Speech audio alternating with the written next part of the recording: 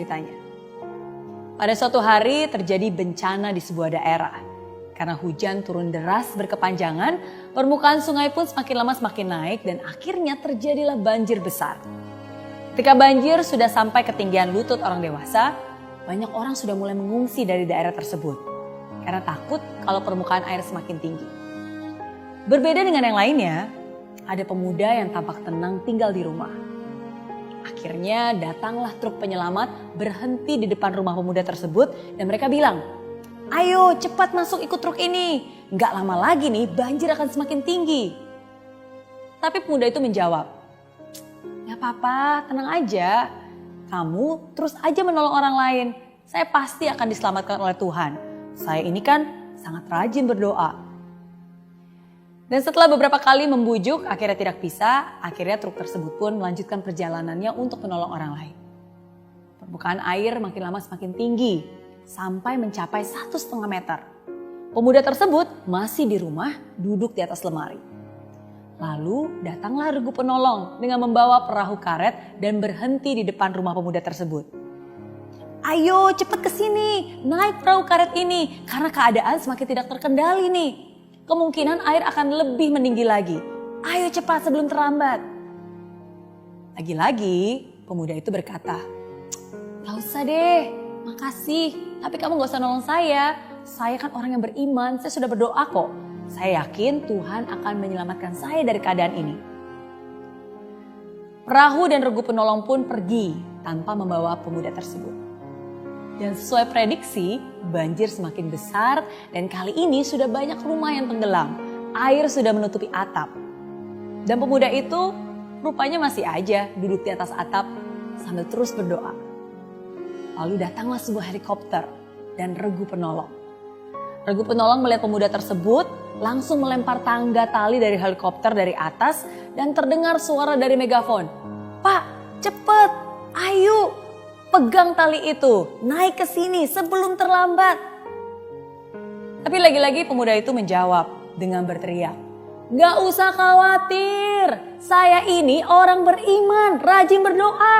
Tuhan pasti akan menyelamatkan saya." Begitu katanya. Dan ketinggian banjir semakin lama semakin naik dan akhirnya seluruh rumah di daerah tersebut terendam seluruhnya. Kamu mungkin bertanya, gimana ya nasib pemuda tersebut? Pemuda tersebut akhirnya mati tenggelam.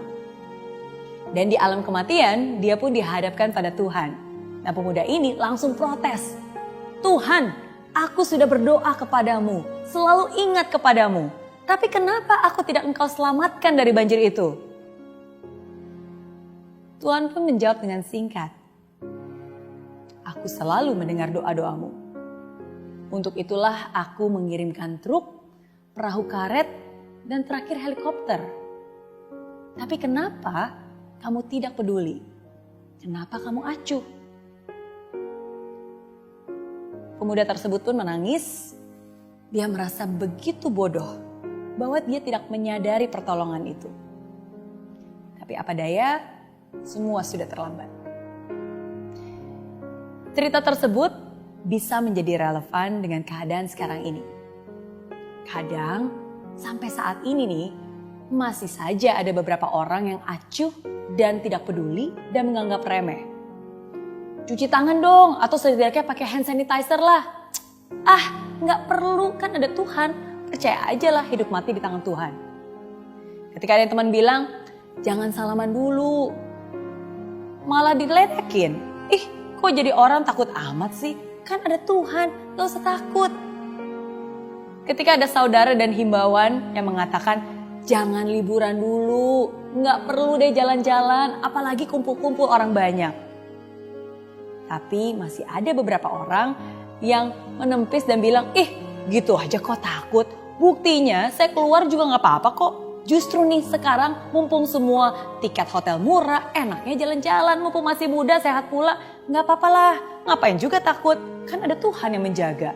Doa saya kuat kok, kamu aja kali yang imannya kurang kuat nih. Dan akhirnya begitu dia kena virus corona, baru dia protes.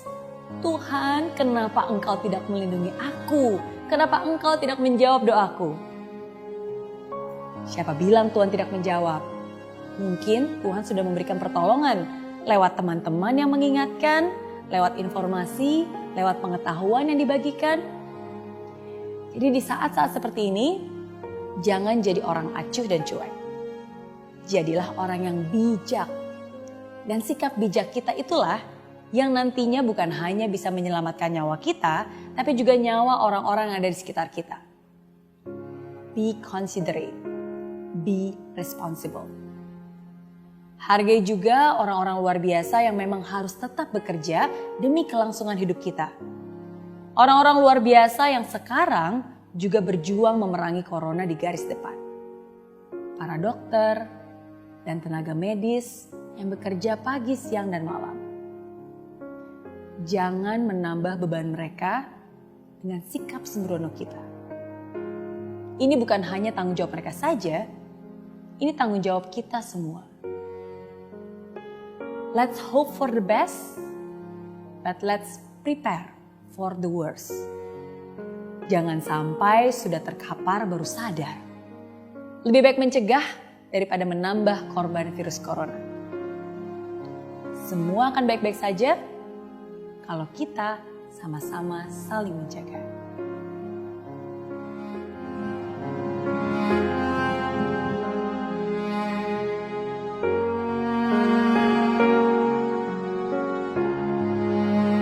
Di aplikasi Mary Riana tersedia lengkap video-video YouTube terbaru saya, artikel yang up to date, post inspirasi, koleksi merchandise, workshop dan seminar yang bisa kamu dapatkan free dan download sekarang juga gratis.